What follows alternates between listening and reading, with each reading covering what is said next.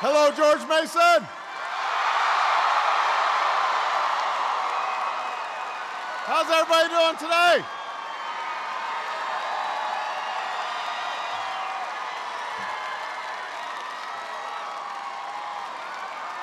Thank you.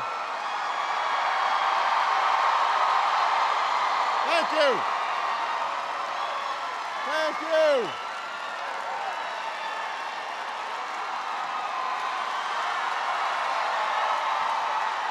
Thank you.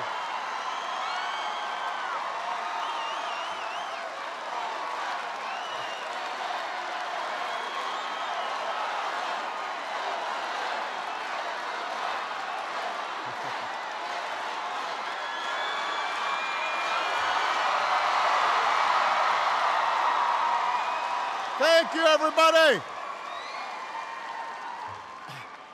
It's good to be back with some real patriots.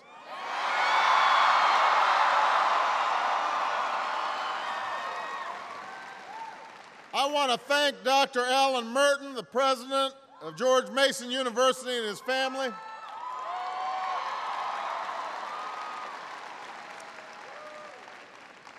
Dr. Shirley Travis is here. Thank you. And Coach Larinaga, we were just talking a little bit about looking forward to picking George Mason in my bracket next year.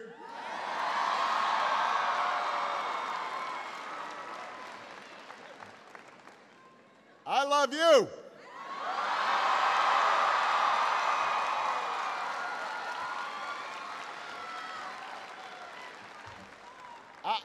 I don't know if some of you remember, but I visited this university about 3 years ago for the first time.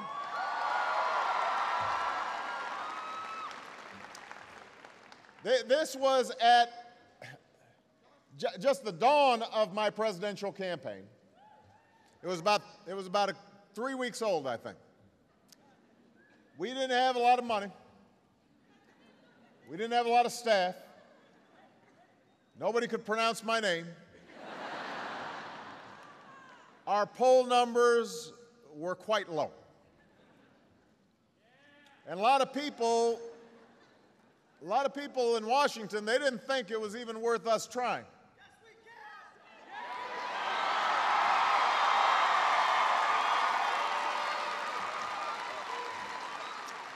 They had counted us out before we had even started, because the Washington conventional wisdom was that change was too hard. But what we had even then was a group of students here at George Mason who believed that if we worked hard enough and if we fought long enough, if we organized enough supporters, then we could finally bring change to that city across the river. We believed that despite all the resistance, we could make Washington work. Not for the lobbyists, not for the special interests, not for the politicians, but for the American people.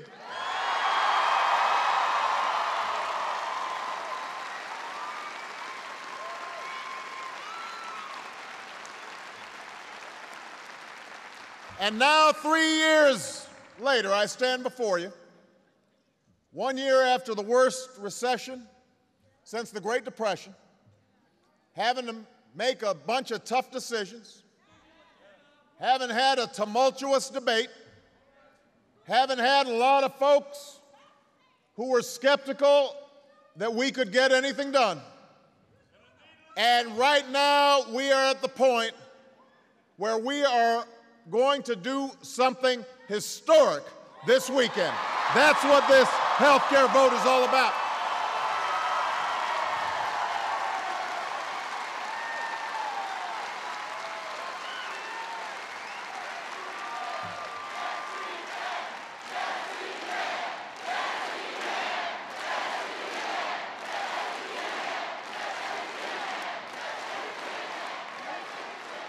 A few miles from here, Congress is in the final stages of a fateful debate about the future of health insurance in America.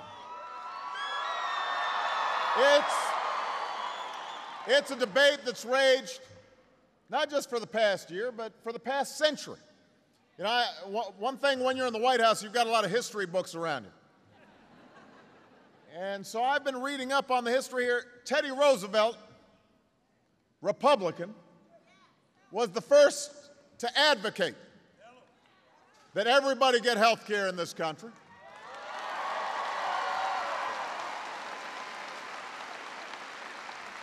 Every decade since, we've had presidents, Republicans and Democrats, from Harry Truman to Richard Nixon to JFK to Lyndon Johnson to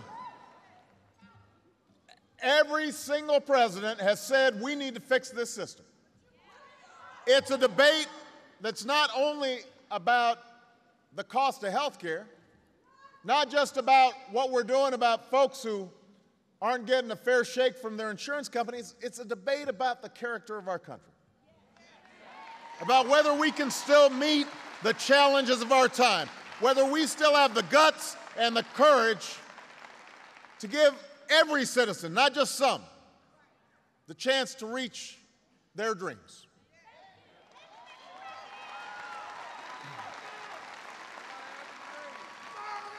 At the heart of this debate is the question of whether we're going to accept a system that works better for the insurance companies than it does for the American people.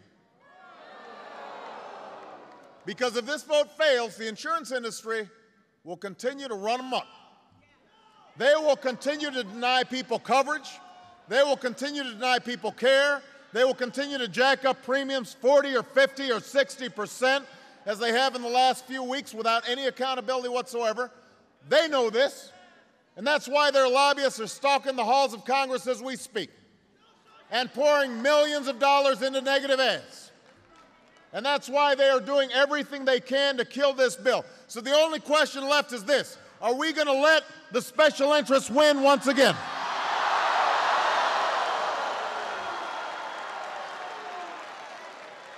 Or are we going to make this vote a victory for the American people?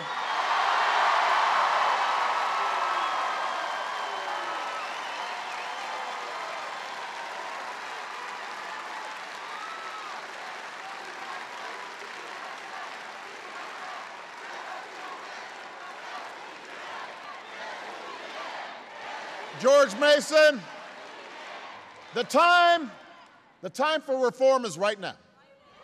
Not a year from now, not 5 years from now, not 10 years from now, not 20 years from now, it's now.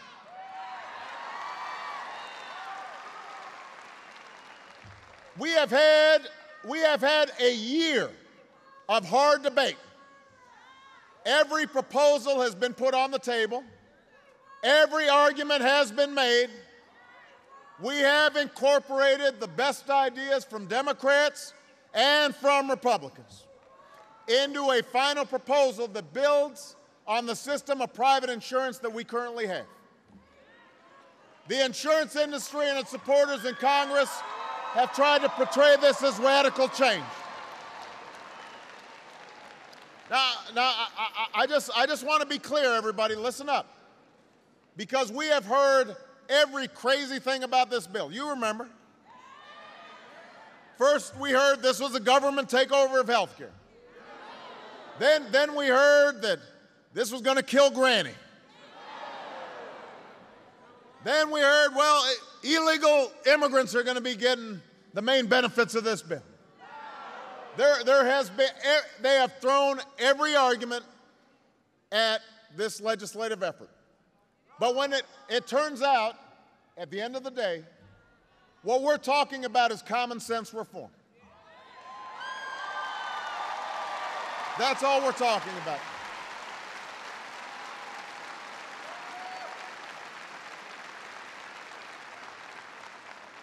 If you like your doctor, you're going to be able to keep your doctor. If you like your plan, keep your plan. I don't believe we should give government or the insurance companies more control over health care in America. I think it's time to give you, the American people, more control over your health.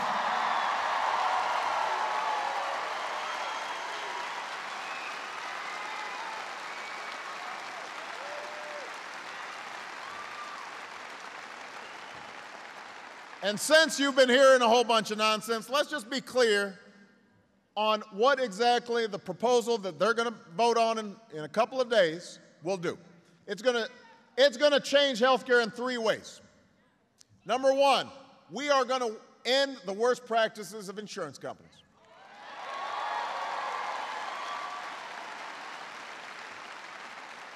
This is a patient's Bill of Rights on steroids. Starting this year, thousands of uninsured Americans with pre-existing conditions will be able to purchase health insurance, some for the very first time.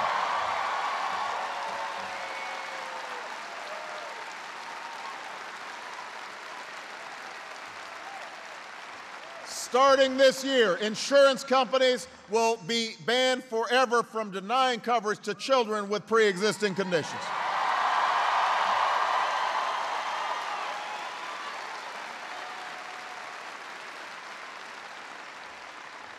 Starting this year, insurance companies will be banned from dropping your coverage when you get sick. And they've been spending a lot of time weeding out people who are sick so they don't have to pay benefits that people have already paid for. Those practices will end. If this reform becomes law, all new insurance plans will be required to offer free preventive care to their customers. If you buy a new plan, there won't be lifetime or restrictive annual limits on the amount of care you receive from your insurance companies. And by the way, to all the young people here today, starting this year, if you don't have insurance, all new plans will allow you to stay on your parents' plan until you are 26 years old.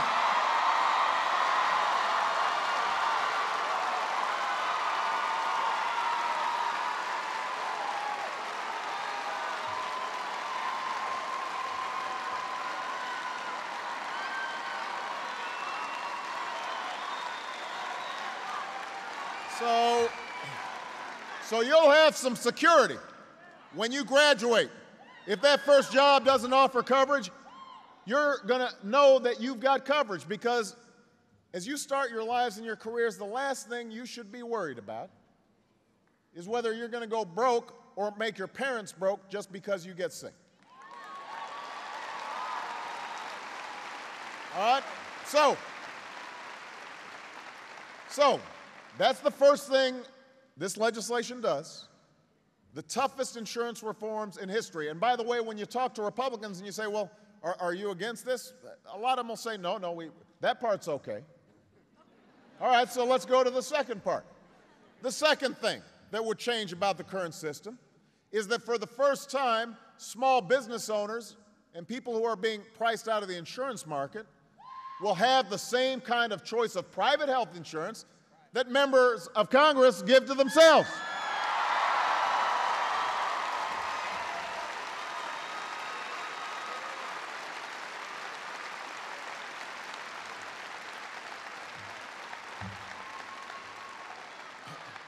So what this means is that small business owners and middle-class families, they're going to be able to be part of what's called a big pool of customers that can negotiate with the insurance companies.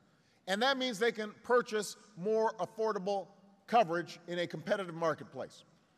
So they're not out there on their own just shopping. They're part of millions of people who are shopping together. And if you still can't afford the insurance in this new marketplace, even though it's going to be cheaper than what you can get on your own, then we're going to offer you tax credits to help you afford it. Tax credits that add up to the largest middle-class tax cut for health care in American history.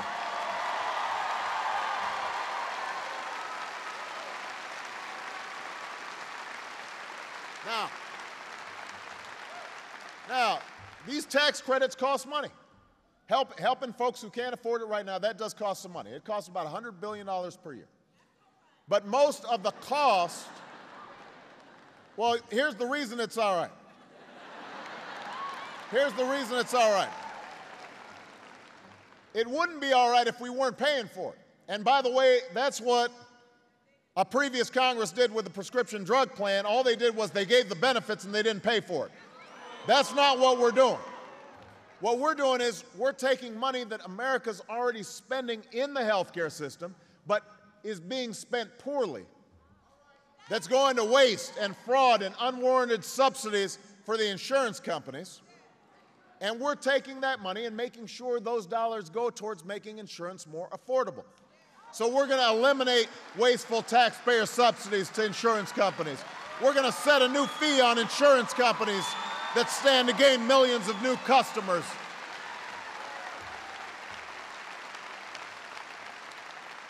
So here's the point.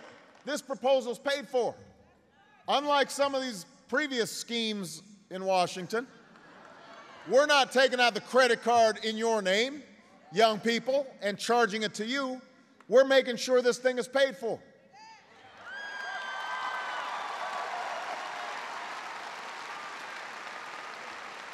All right. So that's the second thing. Now, the third thing that this legislation does is it brings down the cost of health care for families and businesses and the federal government. Americans who are buying comparable coverage in the individual market would end up seeing their premiums go down 14 to 20%.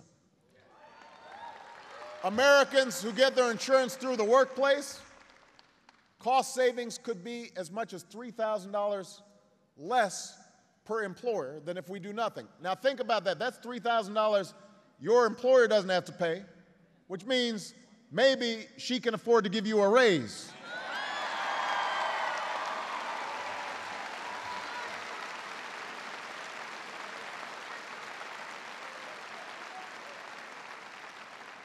And by the way, if you're curious, well, how exactly are we saving these costs? Well, part of it is, again, we're not spending our health care money wisely. So, for example, you go to the hospital or you go to a doctor and you may take 5 tests when it turns out if you just took 1 test and you sent an email around with the test results, you wouldn't be paying $500 per test.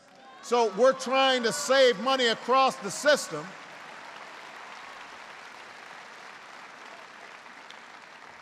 And altogether, our cost-cutting measures would reduce most people's premiums, and here's the bonus. It brings down our deficit by more than $1 trillion over the next 2 decades.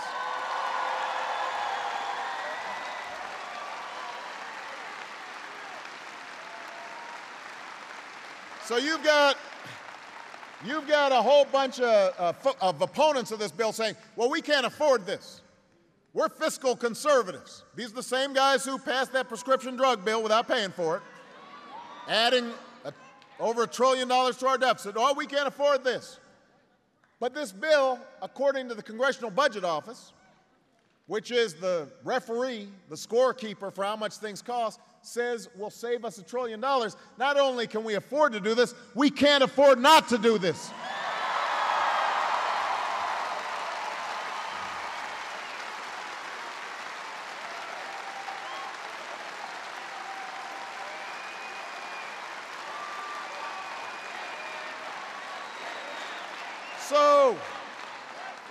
So here's the bottom line. That's our proposal. Toughest insurance reforms in history, one of the biggest deficit reduction plans in history, and the opportunity to give millions of people, some of them in your own family, some of the people who are in this auditorium today, an opportunity for the first time in a very long time to get affordable health care. That's it. That's what we're trying to do. That's what the Congress of the United States is about to vote on this weekend. Now, it would be nice if we were just kind of examining the substance. We were, walking through the details of the plan, what it means for you, but that's not what the cable stations like to talk about. What they like to talk about is the politics of the vote. What does this mean in November? What does it mean to the poll numbers? Is this more of an advantage for Democrats or Republicans? What's it going to mean for Obama? Will his presidency be crippled? Or will he be, or will he be the comeback kid? You know,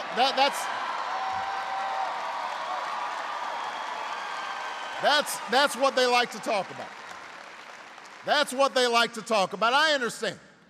Yeah, one of the things you realize is basically that a lot of reporting in Washington, it's just like SportsCenter. You know, it's considered a sport. And who's up and who's down, and everybody's keeping score, and you got the teams going at it. It's rock'em sock'em robots, you know. Look, let me say this, George Mason. I don't know how this plays politically. Nobody really does.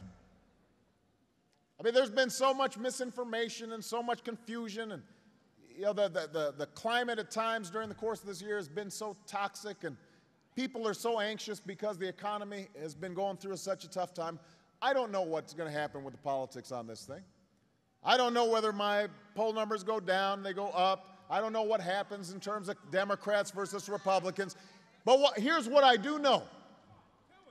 I do know that this bill, this legislation, is going to be enormously important for America's future. I do know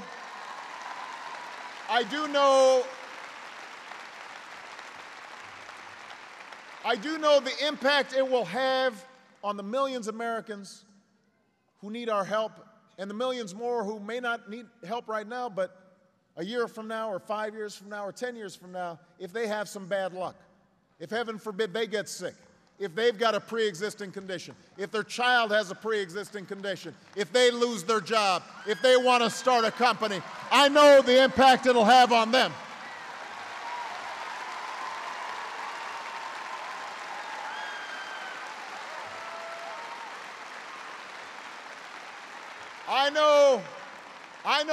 I know what this reform will mean for people like Leslie Banks, a single mom I met in Pennsylvania. She's trying to put her daughter through college, just like probably some of your moms and dads are trying to put you through college. And her insurance company just sent her a letter saying they plan to double her premium this year, have it go up 100%. And she can't afford it. So now she's trying to figure out, am I going to keep my insurance or am I going to keep my daughter in college? Leslie Banks needs us to pass this reform bill.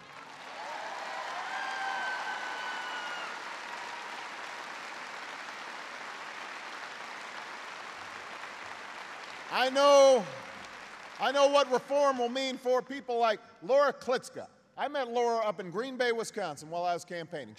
She thought she had beaten her breast cancer. Then she discovered it had spread to her bones. And she and her husband, they were lucky enough to have insurance, but their medical bills still landed them in debt. So now she's spending time worrying about the debt when all she wants to do is think about how she can spend time with her two kids. Laura needs us to pass this reform bill.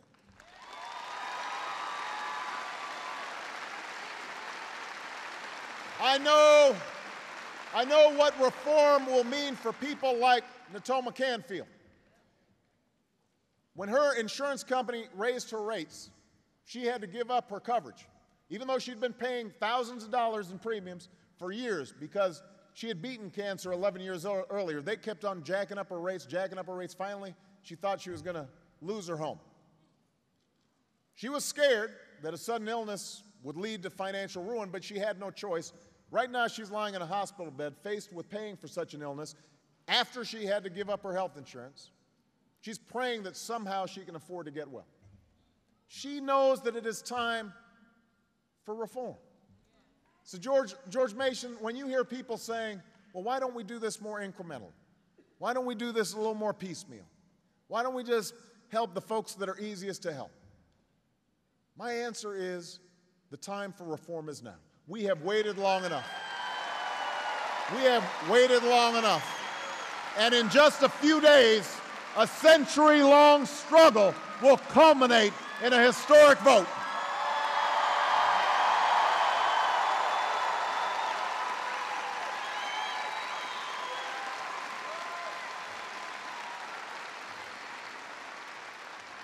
We've had historic votes before. We had a historic vote to put Social Security in place to make sure that our elderly did not live out their golden years in poverty. We had a historic vote in civil rights to make sure that everybody was equal under the law.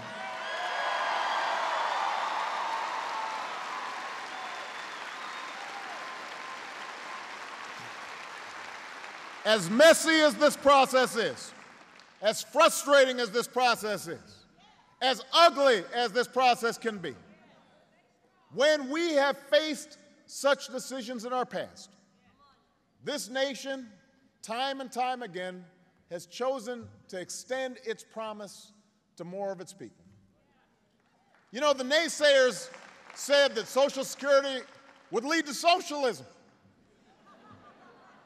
But the men and women of Congress stood fast and created that program that lifted millions out of poverty.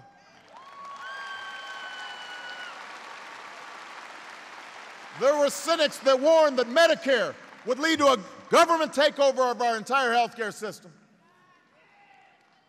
and that it didn't have much support in the polls, but Democrats and Republicans refused to back down, and they made sure that our seniors had the health care that they need and could have some basic peace of mind.